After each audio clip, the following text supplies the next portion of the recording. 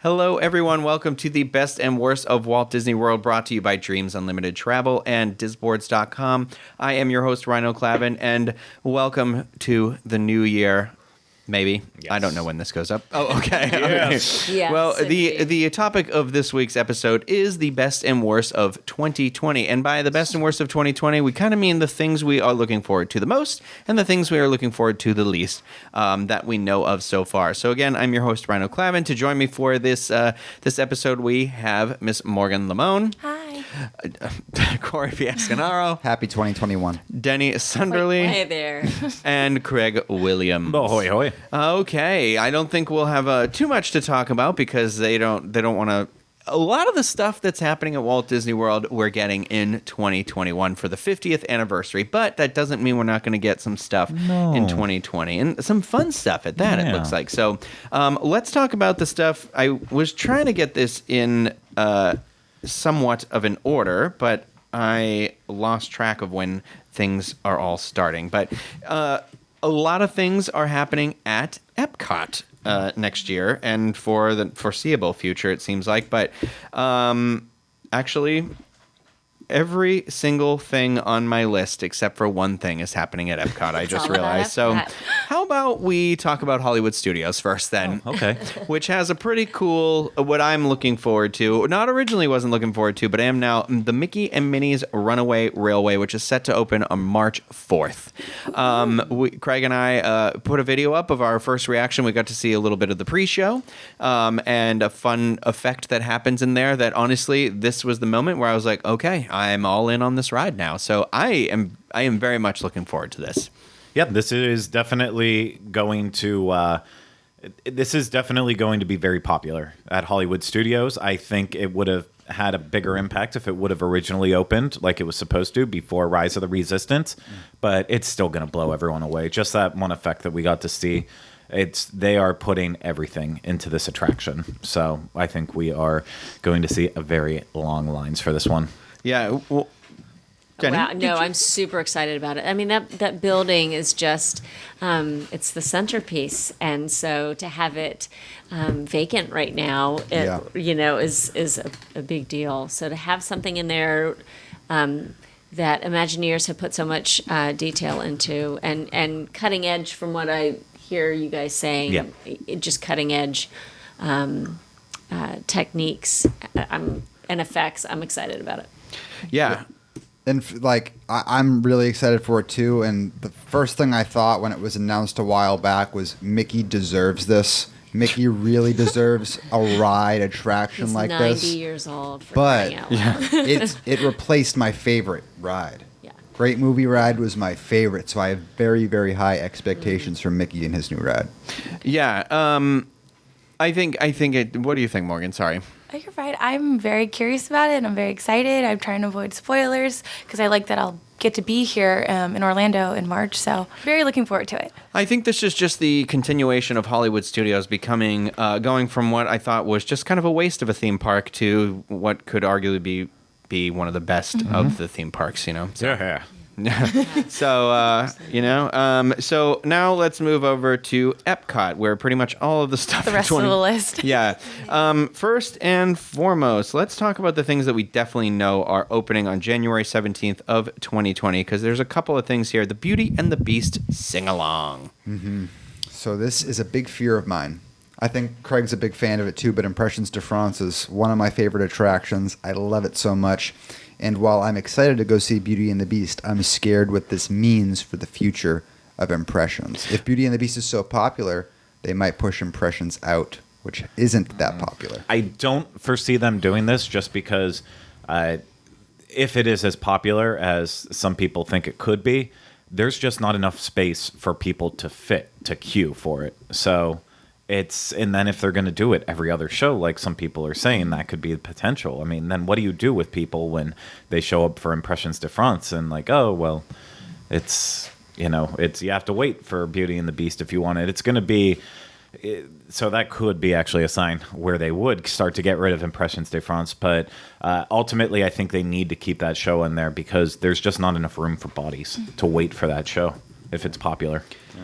Yeah. we did get to watch a preview of it, and for me, it's the narrator is what really made my heart happy. And Josh Gad. Yeah, right. Yay. No, it's not. It's not. It's not. It's like, wait a minute. I think it had funny moments that there was a couple moments where I was like, I can see somebody making a T-shirt out of that thing, Yeah. but so something to look forward to, I guess. I am very happy it was the animated version and not the live action version. I think that was really my hold off on that one. But well, how about this new Awesome Planet film that is going to open in the Land Pavilion? What do we think of that? That showcases the Earth's beauty and diversity in a 10-minute film featuring spectacular imagery and theater effects and an original music score from Academy Award-winning composer Stephen Price. I'm actually really excited for this. I feel like I've been waiting forever for it to come out. Ever since the Timon and Pumbaa movie went away, which I wasn't like crazy about that, but I was like, there needs to be something there. They need to put something there. And then they announced Awesome Planet, and then the Gardelli chocolate store moved its way in. I'm sorry, what'd you just call it? Gardelli. Gardelli? Ghirardelli. So, The Ghirardelli chocolate shop came in for Food and Wine, and I was like, oh no, the sign's gone. But it's back. It's coming real soon, and I'm pumped. It is, and if you look into Disney history at all, you know that how very much Walt loved nature, loved animals, and how that was a big deal for him, and putting out the True Life Adventures. Yeah, True Life Adventures. That's a big deal. So it's neat to have kind of something that would be. I think he would probably enjoy that if he were here. So. I will say though, I am not excited for it. I think there's no way that I think it will like exceed a whole lot of other documentaries that you can watch on the planet, all over Netflix, on Disney Plus. Yeah. Everywhere. It's very easy to find documentaries on our planet, and so to make me want to go and see this at a theme park, it's going to have to be better than something I can just enjoy from my home, and I am not sure that it will be. Mm-hmm. But will you try it? Will you give it 10 minutes, Craig? I'll give it the entire thing once. There you go. Yeah, so, we also, on January 17th, will be getting Canada Far and Wide and Circle Vision 360 Degrees with Eugene Levy and Catherine O'Hara. So I am actually, I should say I don't really care about the Awesome Planet film. I know that, I didn't weigh in on that. That for me is just, meh. It's not something that's going to bring me in there, I don't think. If you just happen to walk by right when the show's starting, then yeah, maybe. I mean, I'll go because it's my job, but I don't think that I would ever go otherwise. So, but next, the thing I am excited for, like I just said, the Canada Far and Wide film, because I love Eugene Levy and Catherine O'Hara. I have always enjoyed Eugene Levy and Catherine O'Hara, and when they started doing this other show that I'm not going to say because I don't know that the Creek Show. I don't know if I'm just not going to say the because now it makes me second guess whether it's going to come up as an explicit word or not. So, but they have done fantastic work. They all their lives, obviously, but I think that is just a fun. I can't wait to see that film. I think that I've always kind of enjoyed the film in Canada though too, because I liked it when it was Martin Short as well. Yeah, it's a sign that Disney really does pay attention in some cases of what's happening in pop culture, or it might just be the Canada Tourism Board because I think they might have a bigger say in it. So, but regardless, it's the fact that they could pick up these are two huge celebrities right now. Yep. Let's pull them in. Nothing against Martin Short, but his time's kind of been over for a while, sadly. But they're continuing the comedic theme from Martin, because I loved Martin Short's, in the Canada film, Oh Canada. I loved it, and I loved that it was cheeky and kind of talked about some of the stereotypes that people who are not Canadian think of Canada, and so it was great. So I love that they are continuing to bring in the funny, the haha, and the comedy into Canada. Can't wait. We also have another thing opening, which is Disney's DuckTales World Showcase Adventure, and I am pretty jazzed up for this because I love DuckTales, and I think I've always enjoyed the Perry the Platypus, the Agent P thing that you can do around there. I tried it out when it first happened with the cell phones, and I remember thinking, this is the coolest thing ever. Although impractical because they had to give everyone cell phones and everything like that. But So this is, you're going to join Scrooge, Donald, Launchpad, Webby, and the nephews in search of some priceless treasure, and you'll use your Play Disney Parks mobile app and take a trip around the world showcase, doing the same things, basically, that you were doing as Agent P, discovering exotic destinations, exciting mysteries, and maybe even a few thieves. But I'm a little bit nervous that this is literally just going to use all pre-existing stuff with the same dialogue and everything. So I'm hoping they lay over some stuff Make a it little bit. fresh. Yeah. I think we should all get in the Halloween costumes we did at the Oogie Boogie Bash. Yeah. And the Levy and all of them and go do it.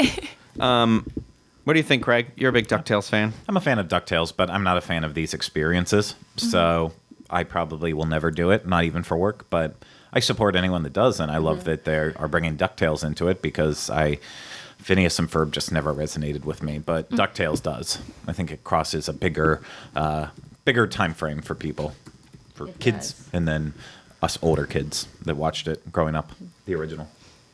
Yeah, cool. Well, we have also, which was supposed to be open already, the Space 220 restaurant, which I am very much looking forward to. A little concerned that it's going to make me nauseous because of the, how they're going to do the windows and stuff like that, but I'm excited. I'm really excited for this. I'm bummed out because I thought by now we would have already gotten a chance to get in there and experience it, but Well, Disney Parks blog said on their December 3rd post that this was coming winter.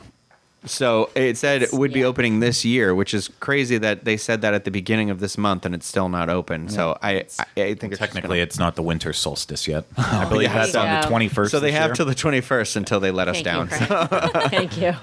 But yeah, what do you guys think? Good? Yeah. Yeah, Looking forward to it. absolutely. It's gonna kind of play off of some of the effects that we saw with Mission to Mars. So it just looks really, really exciting. It's gonna be a lot of fun. Dining really doesn't matter to me. Yeah. If for some reason I end up there, I will be excited to try it, but I won't go out of my way. There's not many Disney restaurants that I would go out of my way to get, though. So I just want astronaut ice cream. Yeah. I'm hoping it's there. We'll see. Well, there's also the Regal Eagle Smokehouse Craft Drafts and Barbecue, which is the new fast casual restaurant that is supposed to open this winter at the American Adventure in Epcot as well. Well, now I'll go back on what I just said and say this is one restaurant that I am excited about, but that's because I am the Diz's resident barbecue aficionado. So I want to see if they can actually do it justice. So I don't have high hopes, but I think as long as they find someone who's good at smoking meats and can do the bulk quantity that Disney needs, then it could be good. But I don't want to see just braised brisket sitting in watery, soupy mess, and that's what they call their barbecue. this is something I'm really excited for too. The way I feel like as far as theme parks are concerned and food is concerned, Disney does it a lot better than most, or anything I can really think of. And they also have their little theme park, their stereotypical theme park food options, like Cosmic Rays, Electric Umbrella. And in my opinion, that's fine. People still want that. But you really don't need multiple locations throughout the park. And in Epcot, we had the case where there were actually a number of locations like that. And the American Pavilion was one of them. And I'm glad that they're kind of spicing it up and bringing it into like a more barbecue kind of theme. So. Yeah. So, we've also got some stuff coming in the summer of 2020. We got Remy's Ratatouille Adventure. That I look forward to any time a new attraction opens. This seems like everyone speaks very highly of the one in France. So I can't go to France. Yeah, it only suffers from the same thing that I kind of alluded to with Mickey and Minnie's Runaway Railway. It's that it is a trackless ride system. However, this one is very, very screen heavy. There are physical effects, but it's more screens than anything else. So I feel like after those two, both Rise of the Resistance and Mickey and Minnie's Runaway Railway open up, Ratatouille just won't have the same oomph, but it does the movie justice, and it's an awesome ride. I loved it. I did it like 5 times when I was in France, so it's good. I cannot wait for this. This is my very favorite. And if you have any time, extra time to take the Skyliner from the International Gateway Station there at Epcot over to, Riviera, you'll get to fly over the construction that's happening backstage in the France Pavilion, and it's just so neat. They're laying concrete now, and you can see how massive the Ratatouille Adventure show building is, and the creperie. It looks absolutely Holy crepe. lovely. Yes, we will have the creperie in 2020 Yes. as well. Yes. Yes. But I didn't include it because I thought it was just a crepe place. Well, there you go. It's going to be table service and counter service. Oh. Yep. All right. Can't wait. All right. Well, something else to look forward to then. We also have when my gosh, yeah, Harmonious. Epcot forever. Epcot Forever is replaced by Harmonious, and I am very much looking forward to this being on the best side of things because it's supposedly supposed to be this big. If it's all it's hyped up to be, it's going to be the largest nighttime spectacular that has ever been created for a Disney park that will celebrate the music of Disney, inspired by people all over the world.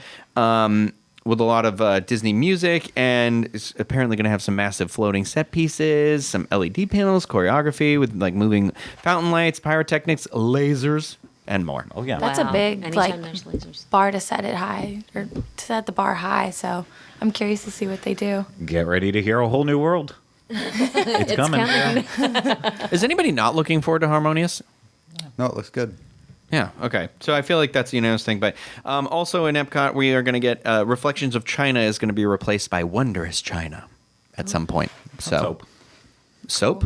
I said let's hope because this one has been on, like they announced it, in 2017 and while, it still yeah. hasn't come out. So, Well, but it's also switching to the seamless 360 screen. So it is a complete change from the show. Well, we have to pop back over to Hollywood Studios because there were two things announced that I forgot to bring up. So Mickey's Shorts Theater is going to be happening, and that is...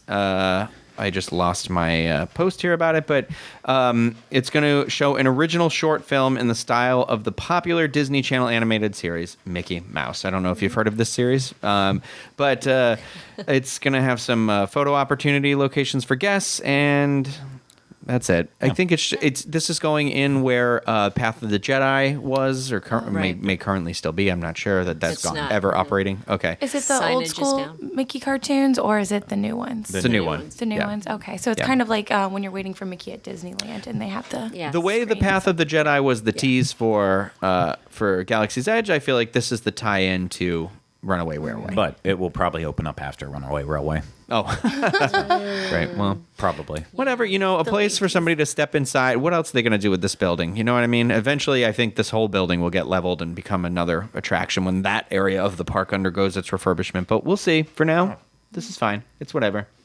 And then something that I think actually will be nice that's coming to Toy Story Land is Woody's Roundup Rodeo Barbecue Restaurant. Now, that is... according to Disney Parks blog, says it's going to open in 2020, but No date. I don't know.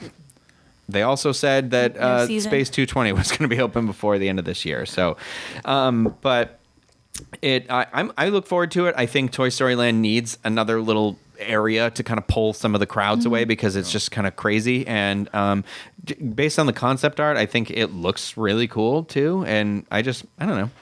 I am always open to like fun, like really themed dining experiences. Yeah. So Yeah. More dining is not going to hurt Hollywood Studios. No, They can especially use- Hollywood Studios. They can Yeah. use some sit-down dining. yeah. And a couple of times they've actually done something Toy Story themed, a pop-up, character meal. They did it at the Contemporary last year, if I remember correctly. It sold out immediately. Like it went like wildfire. So this is going to be super popular. Just all the Toy Story Yeah. characters. And I think Studios needs another table service restaurant. So Yeah. Well, that so I might have missed something. I'm sorry if I did, and you were looking to hear how we felt about it. But that is our things that are, I think, pretty much almost everything that's coming out. We're looking forward to, with the exception of that awesome Planet video, I guess. But yeah, so if we missed something, let us know in the comments below. If you're watching this on YouTube, thank you everybody for having this conversation. Thank you everybody out there for watching. If you liked what you saw, please subscribe to the channel, click the bell, and you will get notified whenever we upload more Best and Worst episodes or all the other types of content that we create here at the Diz Unplugged. We will see you again with another episode soon of the Best and Worst of Walt Disney World, but we hope that you have a happy and safe New Year. Goodbye, everybody.